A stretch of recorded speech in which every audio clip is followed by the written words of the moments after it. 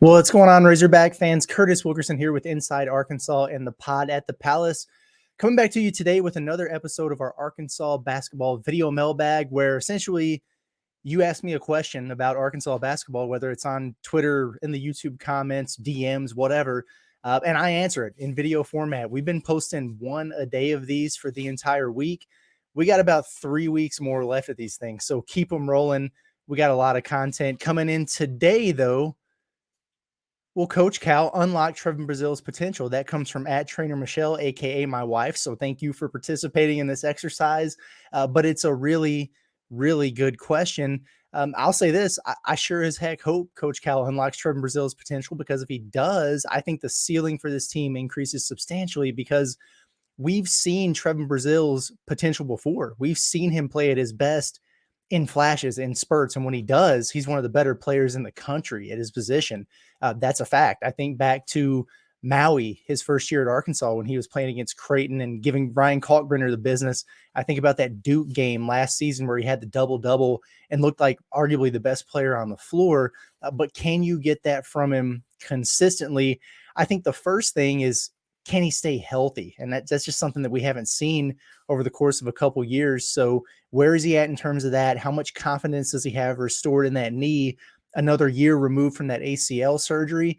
Those are all things that time will tell, but he's had a full offseason of strength training and being able to work out and get as strong as possible and as confident as possible in that knee going into the year. So it all really hinges on him staying healthy. But to answer your question, can Coach Cal unlock his potential?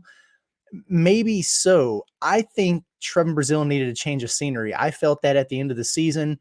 In fact, I was at Nashville at the SEC tournament, and after Arkansas lost, I interviewed Trevon in the locker room, and right away I thought, if this dude's not going pro, he's hitting the transfer portal, because he just seems very checked out on this situation. It turns out he did both, right? I mean, he entered the NBA draft, went to the combine, tested those waters. Then he was in the transfer portal for a while before ultimately returning to Arkansas. Okay, Curtis, you said he needed a change of scenery, but he's back. What are you talking about? Well, I think he still gets that here in Fayetteville with the benefit of having the comforts of familiarity. The coaching staff is gone. The entire team is gone. He's the only returner from last season. Everybody minus Ronnie Brewer and Riley Hall from the coaching staff is gone. He's got a new head coach, new teammates.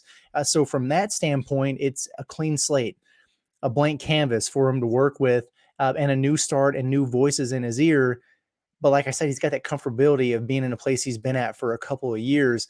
So I think that's a good, maybe even best case scenario for a guy like Trevon Brazile.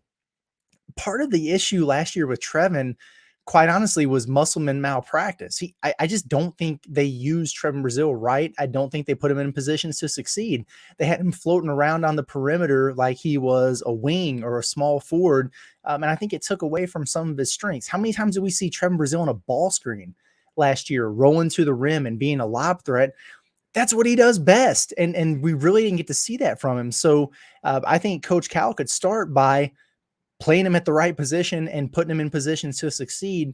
And I get the sense that he knows that too. I thought it was interesting when Coach Cal was doing his press conference and he said that he walked up to Trevon Brazile halfway through the summer and said, "Hey man, you're better than I thought you were."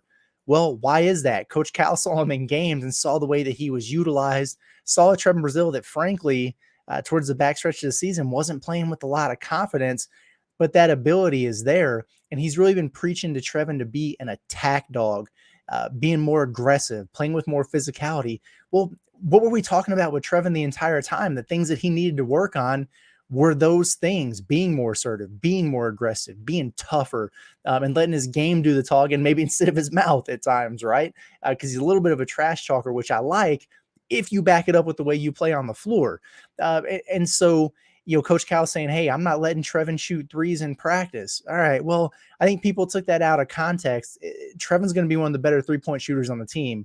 Come game day, he's going to have the green light to shoot from three, but he's trying to make him more comfortable being uncomfortable with things. Can you put it on the floor and get to the rim? Can you create your own shots?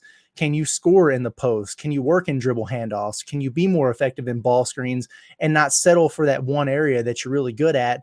which is being a three-point shooter. So I think having a more aggressive Trevon Brazile, a more physical Trevon Brazile, and one that's utilizing his entire skill set offensively and becoming comfortable doing that. Because we asked Eric Musselman last year at one point, what is the next step for Trevon Brazile's development? He said, well, it's him putting it on the floor and blowing by guys. Well, yeah, that could be part of it. But what we were seeing from him was 2 dribbles and pivot and pass it out. And there wasn't a lot of a bag there. So if he's in a situation where he can't just settle in practice for shooting a bunch of jumpers, and he's forced to make those moves, forced to get better at those things in live action and not just individual work and things like that, I think that that's a part of his game that we can actually see. Getting back to being so aggressive on the offensive glass. I remember how he was attacking the backboards in the Bahamas last year, was all over the offensive glass. It's something he can really do and really thrive at from that 4 spot. And then defensively, listen, he's never really going to be a guy who can switch and guard guys on the perimeter for long stretches of time. But I think he could be in a position where you could really utilize his rim protection. That doesn't mean he has to stand parked underneath the rim as a center who struggles against big physical centers in the league. No, not at all. He's a great weak side shot blocker who can step over against a drive and swat one of those things off the backboard. He's a guy who can step over and help and alter some shots. And he's also a guy who, if he learns how to defend without fouling, move his feet a little bit better, if he gets switched off onto a guard, somebody blows past him, he's got the recovery and the length to get over there and alter the shot at the rim. So can Coach Cal unlock his potential?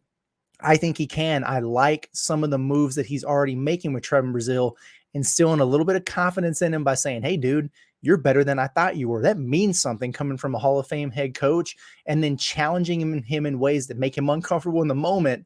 That way he'll be more comfortable on game day. That's the ticket. And if Trevon Brazile really takes off, that's going to be a big thing for this Razorback team. So appreciate the question, Michelle. That was a really good one. And like I said, folks, keep them coming. We're going to be posting these things every morning until you guys run out of questions. It's up to you. So keep firing away. Make sure you get subscribed to our YouTube page at Inside Arkansas because we got not only this content, but we've got Inside Arkansas Live every day at noon. We've got Potted That Nature, the football podcast 3 times a week. We've got all types of clips and bonus exercises and activities and content just rolling around like crazy. There's a lot of stuff on there, and it's all free. So what do you have to lose? Give us a shot. Check us out. We'd appreciate it. Again, this has been Curtis Wilkerson with Inside Arkansas and the Pod at the Palace. Appreciate you guys for tuning in as always. We'll see you again in the morning.